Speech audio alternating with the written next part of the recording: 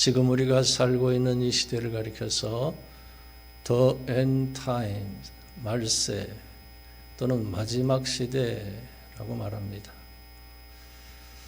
말세는 예수 그리스도의 탄생부터 재림까지를 뜻합니다. 과연 말세에 어떤 징조들이 나타날까요? 예수님께서 4가지를 콕 집어서 말씀하셨는데 그것은 기근과 지진, 전쟁과 전염병입니다. 사실 이 4가지는 따로 설명이 필요치 않습니다. 날마다 매스미디어를 통해 우리의 눈으로 목격하고 있기 때문입니다. 얼마 전까지 전염병으로 인해 말로 다할 수 없는 고통을 경험했기 때문입니다. 지금은 말세인 거예요. 그런가 하면 말세에 하나님을 사랑하는 것보다 세상과 쾌락과 돈을 더 사랑하고 많은 사람의 사랑이 식어진다고 했는데 과연 사랑이 어떻게 식어질까요? 디모데후서 4장에 보면 비방하며 무정하며 원통함을 풀지 아니하며 배반하며 모함하며 사나운 일들이 많이 일어날 것이라고 했어요. 사랑하는 성도 여러분, 왜 이런 일들이 생기고 있는지 혹시 알고 있습니까? 그것은 마귀가 우는 사자같이 돌아다니며 삼킬 자를 찾고 있기 때문입니다. 그러므로 너희는 정신을 차리고 근신하여 기도하라고 말씀합니다. 우리 함께 본문 7절을 다 같이 한 목소리 한번 읽어보겠습니다. 시작. 만물의 마지막이 가까이 왔으니 그러므로 너희는 정신을 차리고 근신하여 기도하라. 여기서 정신을 차리고는 헬라어로 소프로네오인데 무엇에 홀리거나 정신을 빼앗기지 않는 상태를 의미합니다. 또한 근신하여는 헬라어로 네포인데 술 취하지 않다라는 뜻으로 술 취함의 반대인 맑은 정신, 제정신을 의미하는 단어입니다. 다시 말해 무엇인가 홀려있거나 정신을 빼앗기지 말고 술 취하여 세상의 늪에 깊이 빠져서 살지 말고 지금은 말세이니 정신을 차리고 근신하여 기도하라고 강조하고 있는 것입니다. 여러분, 이 2가지 상태가 왜 위험한지 아십니까?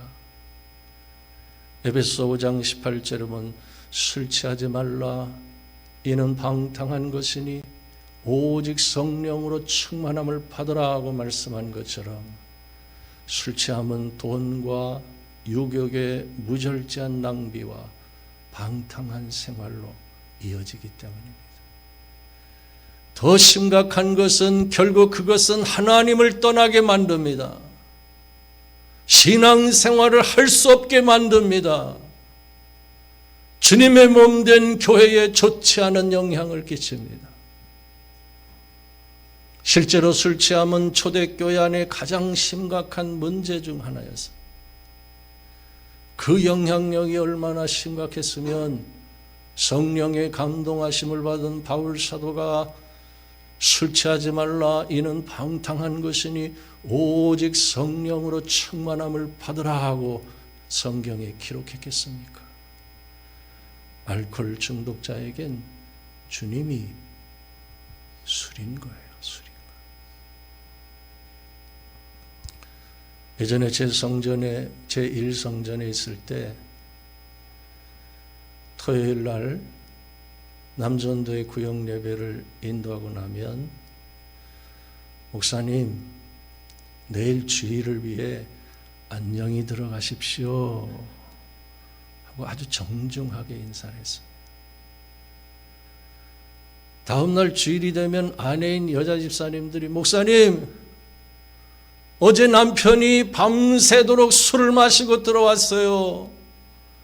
제발 우리 남편 술 좀 끊게 해주세요. 남자들 몇 사람이 문제를 일으켰어요. 그들은 항상 다른 생각, 다른 방향, 다른 삶을 살아서 대부분의 성도들은 예수 그리스도가 주님이신 반면에 당시에 그들에게 주님은 술이었기 때문입니다. 흔히 몸만 교회에 나와 있는 것이, 그것이 교회의 가장 심각한 문제 중 하나였습니다. 실제로 초대교회에도 이런 문제가 있었던 것입니다. 그렇다면 술을 좋아하고 뭔가에 홀려 있거나 정신이 빼앗긴 사람들은 이제 더 이상 희망이 없는 것일까요? 그들은 다 믿음을 버리고 가인처럼 하나님 앞을 떠나서 살아가게 될까요? 아닙니다. 절대로 그렇지 않습니다. 하나님께서는 만물의 마지막이 가까이 왔으니 그러므로 너희는 정신을 차리고 근신하여 기도하라고 말씀하셨습니다. 누구든지 정신을 차리고 근신하여 기도하면 희망이 있다는 거예요. 얼마든지 다시 믿음을 회복하고 하나님 안에서 살아갈 수가 있다는 것입니다. 어떻게 하면요? 정신을 차리고 근신하여 기도하면 믿음을 회복할 수가 있는 것입니다. 할렐루야. 사랑하는 성도 여러분, 만물의 마지막이 가까운 이 시대에 기도가 왜 중요할까요? 첫째, 원수마귀 사탄이 삼킬 자를 찾고 있기 때문입니다. 베드로전서 5장 8절에 근신하라 깨어라, 너희 대적마귀가 우는 사자같이 돌아다니며 삼킬 자를 찾나니 너희는 믿음을 굳건하게 하여 그를 대적하라 하고 있습니다. 작가 오스카 와일드는 이런 말을 했습니다. 나는 무엇이든 이겨낼 수 있다. 단 하나, 유혹만 빼고. 그만큼 마귀의 유혹은 치명적인 것이라고 강조했습니다. 과연 마귀는 어떤 존재일까요? 마귀는 헬라어로 디아블로스인데 속이는 자, 비방하는 자라는 뜻이 있습니다. 마귀는 온갖 중상모략으로 사람들을 속여서 하나님을 떠나게 만들고 하나님의 사람들을 비방하며 대적하게 만드는 존재인 것입니다. 그렇다면 마귀가 직접 이런 일들을 행할까요? 복음서는 마귀가 가룟 유다의 마음에 예수를 팔려는 생각을 넣었더라고 말씀한 것처럼 마귀는 뭔가 취약한 사람을 통해서 역사한다는 사실을 우리는 알아야 합니다. 그러므로 우린 자신뿐만 아니라 마귀의 유혹에 취약한 사람들을 위해서 기도해야 합니다. 중보기도는 성벽 가운데 가장 취약한 곳, 무너진 곳으로 나아가서 그곳에 엎드리는 것입니다. 우리 가정에 제일 믿음이 연약한 사람을 위해서 기도해야 합니다. 우리 교회에 항상 믿음이 흔들리는 사람들을 위해서 기도해야 하는 것입니다. 무엇보다 만물의 마지막이 가까운 이 시대는 마귀의 유혹과 시험이 많기 때문에 오늘 이 설교를 듣는 여러분 모두가 자신뿐만 아니라 믿음이 연약한 사람들을 위해서 기도하는 성도들이 되실 수 있기를 주님의 이름으로 축원합니다. 두 번째, 하나님의 초월적인 인도와 보호하심이 꼭 필요한 시대이기 때문입니다. 사람은 왜 기도해야 합니까? 라는 질문에 대하여 존스라는 신학자는 이렇게 말했습니다. 이 질문은 뻐꾸기가 왜 우는가? 독수리가 왜 창공을 높이 솟아오르는가? 라는 질문과 다를 바가 없습니다. 뻐꾸기는 울도록 지음을 받았습니다. 독수리는 높이 날도록 지음을 받았습니다. 그리고 사람은 기도하도록 지음을 받았습니다. 기도 없이는 생명을 얻을 수 없고 살아갈 수 없는 것이 인생입니다. 사랑하는 성도 여러분, 기도는 영혼의 호흡이요 하나님과 교제할 수 있는 유일한 통로라는 사실을 믿으십니까? 오늘 본문을 보면 범사의 예수 그리스도로 말미암아 하나님이 영광을 받으시게 하기 위해서 기도해야 한다고 말씀합니다. 우리 함께 본문 11절을 또 한 목소리로 다 같이 한번 읽어보겠습니다.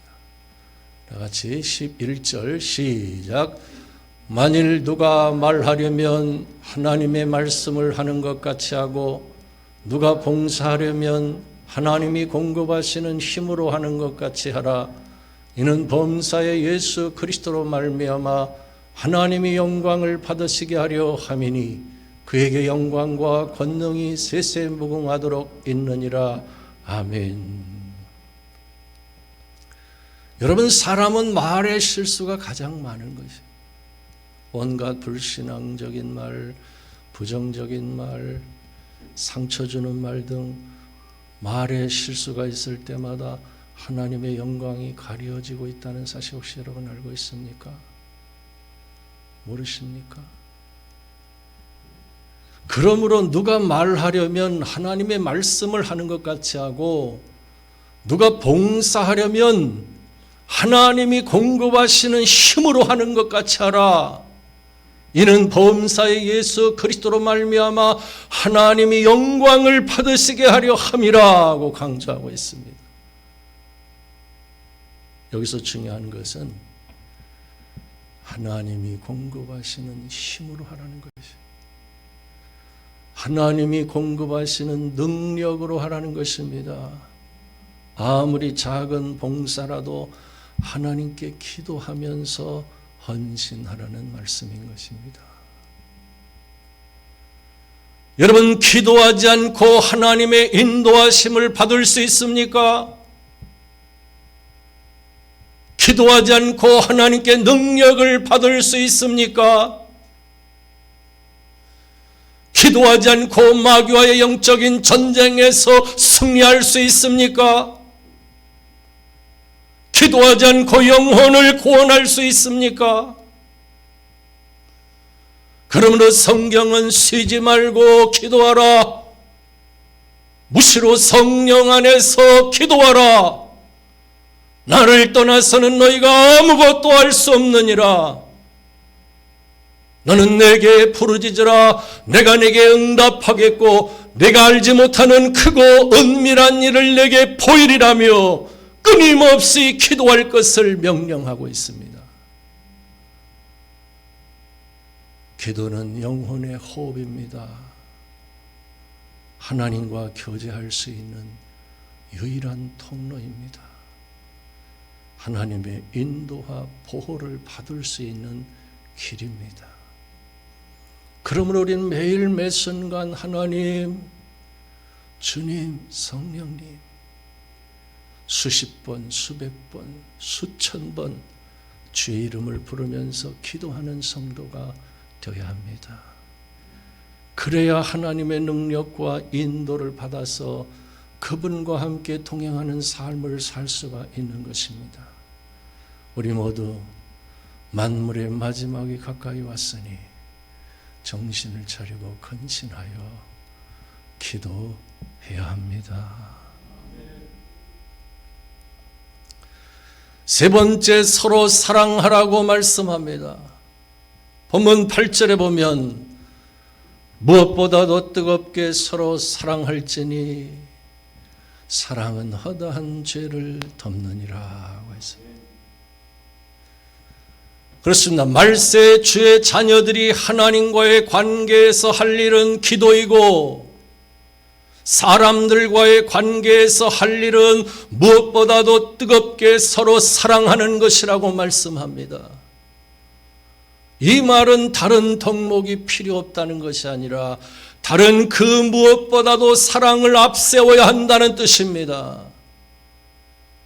뿐만 아니라 뜨겁게는 헬라어로 에크테네스인데 시제가 현재 분사형으로 계속적인 행동을 말합니다.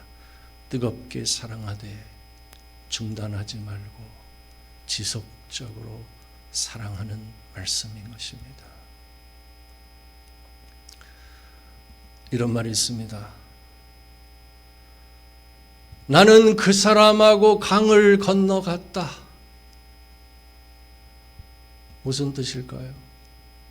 다른 사람은 다 사랑할 수 있어도 그 사람은 사랑할 수 없다는 말이에요. 그 사람과는 말도 섞지 않습니다. 사랑의 대상에서 지워버렸습니다. 더 이상 그 사람은 이 세상에 존재하지도 않는 사람인 것처럼 외면해버립니다. 그러나 그것은 하나님의 뜻이 아닙니다. 하나님께서는 7번을 70번까지라도 용서하라고 말씀하고 있어요. 너희가 서로 뜨겁게 사랑하되 중단하지 말고 지속적으로 사랑하라고 말씀하고 있어요. 만일 하나님께서 저와 여러분을 향해 나는 너하고는 강을 건너갔다 라고 말씀하신다면 기분이 어떻겠습니까? 우린 절대로 그런 말을 하지 말아야 하는 것이. 사랑하는 성도 여러분, 속히 배 타고 다시 건너오시기를 바랍니다. 성도 간에는 서로 강을 건너가지 말아야 하는 것이에요. 할렐루야. 과연 사랑이 왜 중요할까요? 오늘 본문을 보면 사랑은 허다한 죄를 덮어주기 때문이라고 말씀합니다. 본문 8절을 다시 보면 무엇보다도 뜨겁게 서로 사랑할지니 사랑은 허다한 죄를 덮느니라 하고 있습니다. 사실 사람의 타락한 본성은 자신의 실수는 덮으려고 하고 다른 사람의 실수나 허물은 덮으려고 하지 않습니다. 그러나 하나님의 사랑은 값없이 허다한 죄를 덮어주시는 사랑인 것입니다. 창세기 보면 하나님께 불순종한 아담과 하와가 자기들이 벗은 줄을 알고 무화과 나무 잎을 엮어서 치마로 덮었어요. 그러나 그 나뭇잎은 햇빛이 내리쬐면 말라 부스러지고 마는 것이에요. 여러분, 그것이 바로 인간의 의인 것입니다. 인간의 의를 가지고는 죄를 씻을 수도 없고 죄를 덮을 수도 없는 것이에요. 이미 죄에 빠진 인간의 의를 가지고 어떻게 자신을 구원할 수가 있겠습니까? 그런데 그런 아담과 하와를 위해 하나님께서 친히 짐승의 피를 흘려 만든 가죽옷을 지어 입히셨어요. 그것은 곧 영원한 하나님의 의를 계시하신 것입니다.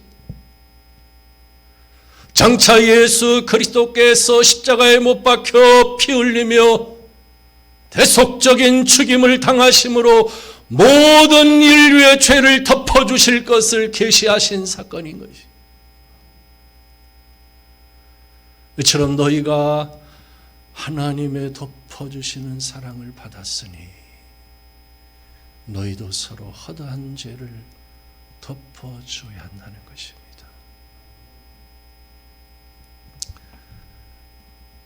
대개 사람이 눈에 콩깍지가 씌워지면 서로의 허물이 보이지 않습니다. 모든 것이 다 사랑스럽습니다. 그 사람의 약점까지도 사랑스럽게 보입니다. 그러나 세월이 흘러가다 보면 어느 순간 상대방의 허물이 크게 보이기 시작합니다. 이유가 무엇일까요? 눈에서 콩깍지가 벗어졌기 때문에.